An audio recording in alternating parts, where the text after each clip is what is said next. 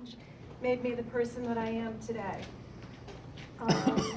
Before I begin my speech, I'd like to introduce myself again.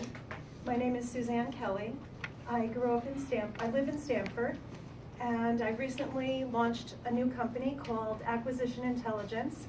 I like to consider myself the investigative journalist of the corporate hiring process, and when companies want to minimize the risks of hiring mistakes, they come to me.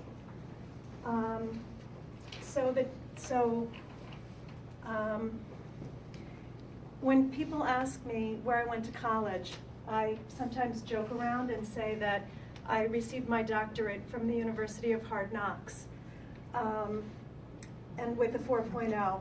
And this is something that I wear proudly, and it came from my childhood. So my mother was born in Londonderry, and my father in Northern Ireland, and my father Pueblo, Colorado, and I was born in Charleston, West Virginia. And we relocated to Stamford when I was 2, and sorry. So we relocated to Stamford when I was 2, and the only memory that I have of Charleston is on my passport. And the only reason we were there is because my father worked in finance at Union Carbide, and so it was his job that kept us there. And so I used to work out at a gym, and I met this guy, Steve, and we became really good friends. And he asked me one day, he said, "Where were you born?" And I told him I was born in West Virginia. And he said, "Don't ever tell anyone that you're from West Virginia. If anyone ever asks you where you were born, make sure you tell them you were born west of Virginia." So I grew up with 3 brothers, and my brothers, they were tough to grow up with. They tortured me, they teased me, they called me names. They used to do something that they called tickle torture, and they would pin me down on the ground and tickle me until I couldn't breathe anymore. And I remember when I was about 5 years old, my mother took me to the dentist to have 2 teeth pulled. And the dentist told my mother, "Wow, she's the bravest little girl I've ever seen." And I thought about it. I said, well, of course I was brave. Growing up with these boys, I mean, going to the dentist to have 2 teeth pulled was like going to Disneyland.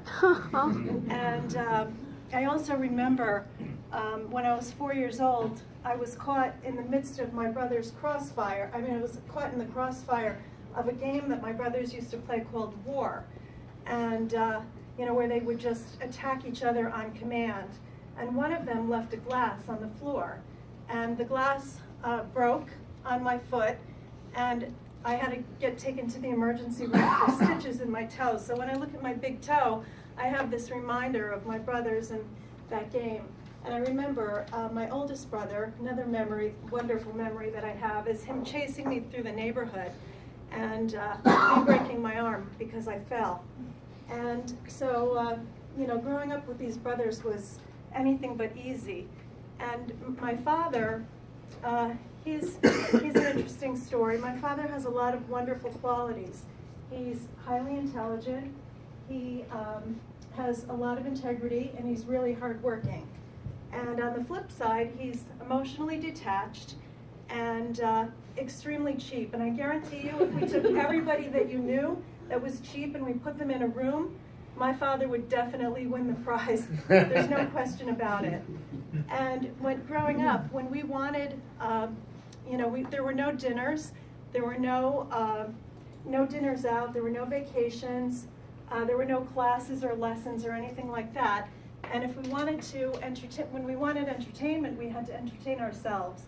So we played baseball, we played ping pong, we played board games, but they never ended well. And we would go skateboarding, and you could always find me on the front lawn practicing my cartwheels and my backflips. And so the dinner time at my house was also interesting. And my father wouldn't let us talk because this was the time when my parents watched the news. So Dan Rather had center stage, and we were forced, because my father forced us to eat everything on our plates.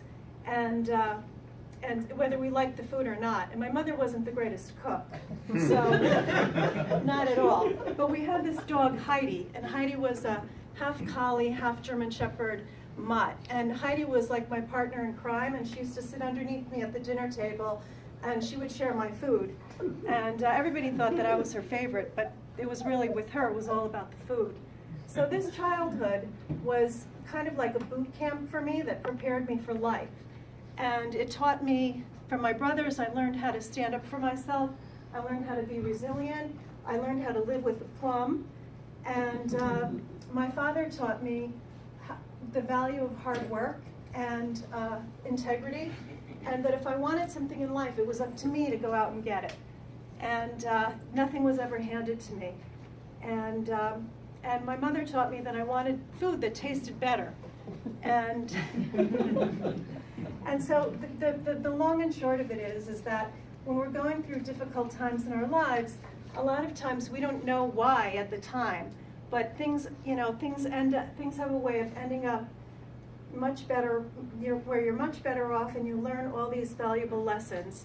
And that's how I feel, that my childhood prepared me for life, and it taught me a lot of valuable lessons that I apply in my life today. And whenever I'm dealing with hardship and adversity, that's just a constant reminder that it's usually for a good reason. Mr. Toastmaster? Thank you.